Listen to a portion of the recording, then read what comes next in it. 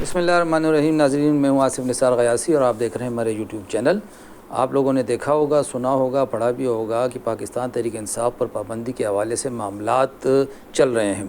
حکومت کی طرف سے اس حوالے سے جب پریس کانفرنس ہوئی تھی وفاقی وزیر اطلاعات عطا اللہ تارڑ کی، تو اس کے بعد سے کچھ حکومتی صفوں میں کنفیوژن دکھائی دینے لگی ہے،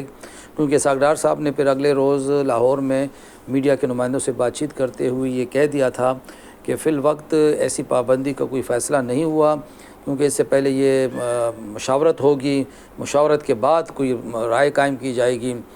ساتھ ہی سپریم کورٹ میں ایڈ ہاک ججوں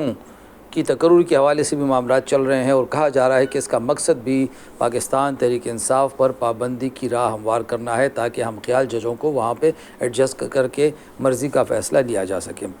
ناظرین، اب صورتحال بڑی دلچسپ ہو گئی ہے، کیونکہ اس وقت پاکستان تحریک انصاف کو عمران خان صاحب کو ایک بڑا ریلیف ہمیں ملتا نظر آ رہا ہے، اور وہ اس صورت میں کہ ہم دیکھ رہے ہیں کہ ملک کی اہم سیاسی جماعتیں جو اگرچہ پاکستان تحریک انصاف کی انتہائی مخالف سیاسی جماعتیں ہیں، اور ان دونوں کی سیاست جو ہے اس میں بعد المشرکین ہیں، یعنی بہت دوری ہے۔ اب ان جماعتوں نے بھی پاکستان تحریک انصاف کی حمایت کر دی ہے۔ مثال کے طور پر پاکستان پیپلز پارٹی کے بلاول بھٹو پہلے کہہ چکے ہیں، پاکستان پیپلز پارٹی کہہ چکی ہے کہ وہ اس قسم کی کسی فیصلے میں ساتھ نہیں دے گی، بلکہ پیپلز پارٹی کے ذرائع نے تو یہ بھی واضح کر دیا ہے کہ ان کے ساتھ کوئی مشاورت نہیں ہوئی، اور حکومت نے ابھی تک ان کے ساتھ کوئی رابطہ نہیں کیا۔ بہرحال پیپلز پارٹی والے اس کے حق میں دکھائی نہیں دیتے۔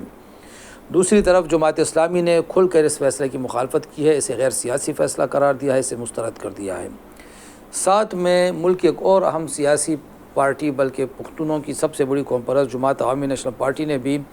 اب کھل کر اس پابندی کی مخالفت کر دی ہے۔ پارٹی کے مرکزی قائد اسفندیار ولی خان کا جو بیان سامنے آیا، اس میں انہوں نے واضح کیا ہے کہ ہم خود ماضی میں اس قسم کی پابندیوں سے گزر چکے ہیں، تو ہم نہیں چاہتے کہ کسی جماعت پہ بھی پابندی لگے۔ انہوں نے واضح کیا کہ اگرچہ پاکستان تحریک انصاف اب بھی کسی اور کے مینڈیٹ پہ بیٹھی ہوئی ہے، اور پاکستان تحریک انصاف ماضی میں اداروں کا کاندھا استعمال کرتی رہی ہے، لیکن اس کے باوجود ہم یہ سمجھتے ہیں کہ پابندی کسی کے مفاد میں نہیں، اور یہ پابندی نہیں ہونی چاہیے۔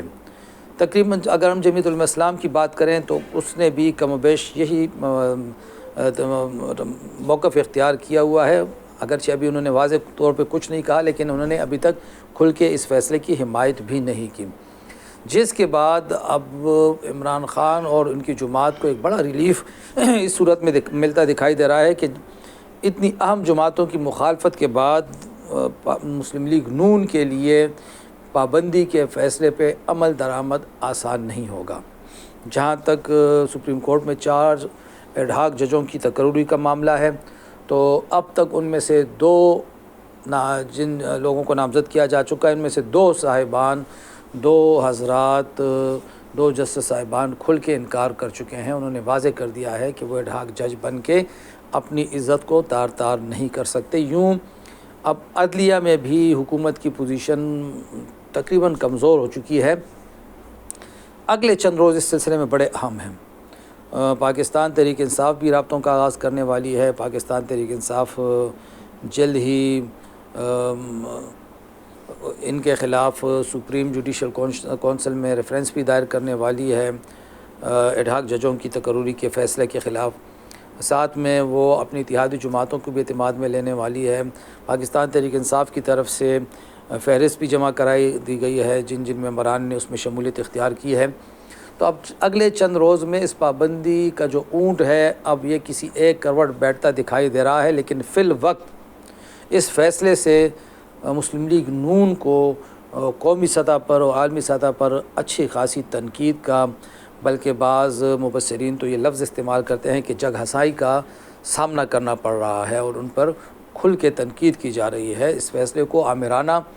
قرار دیا جا رہا ہے، اور یہ کہا جا رہا ہے کہ کروڑوں لوگوں کے ووٹ لینے والی جماعت کو آخر کیسے اور کیوں پابندی کا نشانہ بنایا جا سکتا ہے، اور اگر پاکستان تحریک انصاف اس مرحلے سے بھی نکل جاتی ہے